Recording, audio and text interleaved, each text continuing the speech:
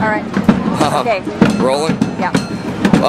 What I was talking about, that cops are charged with the responsibility of protecting the fact that us citizens can assert our rights as we see fit, especially when it comes to things like protest speech and so on and so forth.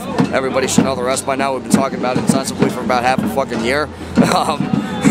It's good that everyone hops on board and realizes what's been going on here. What I was talking about is that, yes, laws do change, but people don't understand them because the system does everything it can to make it confusing for people to understand how they quote-unquote change. Now, when we talk about things like assembly and speech, that's constitutional law.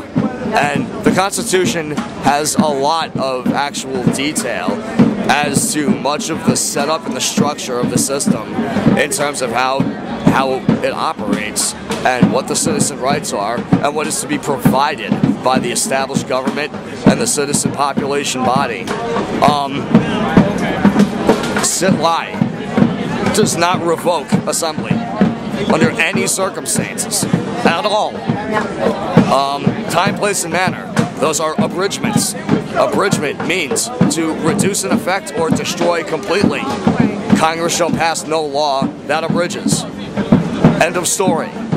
Walking in the street, vehicle control, vehicle codes, traffic codes, doesn't fucking matter. It's not in the Constitution.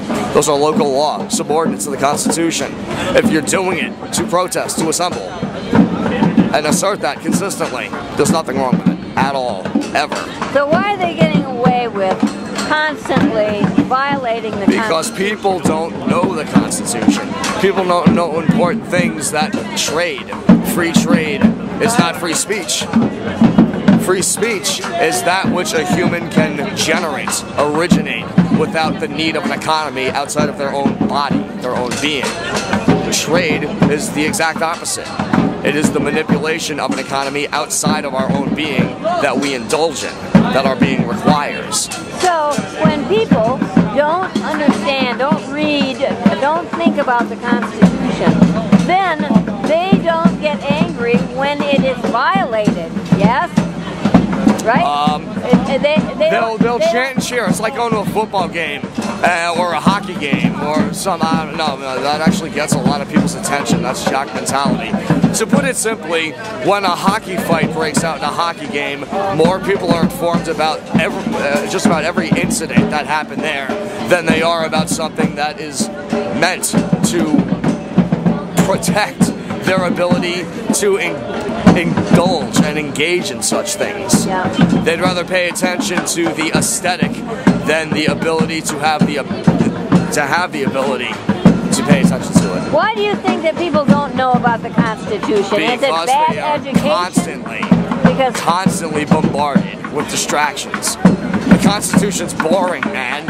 I want to go to a party. I want to go to a hockey game. I want to go fucking jump off a roof and get stoned and all that other stupid shit. I love having fun, but I love having fun in a way where I'm not becoming stupid by it. You know? I like having fun in ways that are creative and mentally stimulating. People get to this point due to so much social division and deterioration that is enforced by the economic system, where that's all they want to do. All they want to do is plug in their Bluetooth. All they want to do is be on their own or in their certain little clique, because micropsychology is much less complicated in a divisive competition death culture than having to deal with lots of people at once. Or at least if you have to do that, then it needs to be very small in mentality. Very limited. I think that breaking into your brilliant discourse, which is really very sharp, I think people are under stress and very miserable. Of course, it's constantly sold to them. That's part of the reason for the distraction. It's constant comfort. Well, it's constant comfort in strategic ways. Yeah. Yes, this is a plan. Yes. People. Old conventions, new inventions. There is a plan. The same shit, different fucking toilet. There's a lot of truth to that shit. Yeah. Yeah. People will get used to racial tensions, especially in urban places like San Francisco that have 500 different cultures in a 2-mile 2 square mile radius. Why is there always tension? Because there's always something new coming out to say, oh shit, I remember that I'm supposed to think this way because I remember it like this in this time period, but it was fun because it had these characteristics. I want to keep that alive, even if it means I hate blacks or I hate gays or something like that. It's what they remember. It's what they don't care about having to cost other people emotionally, socially, personally, so long as they can get a bit of that comfort.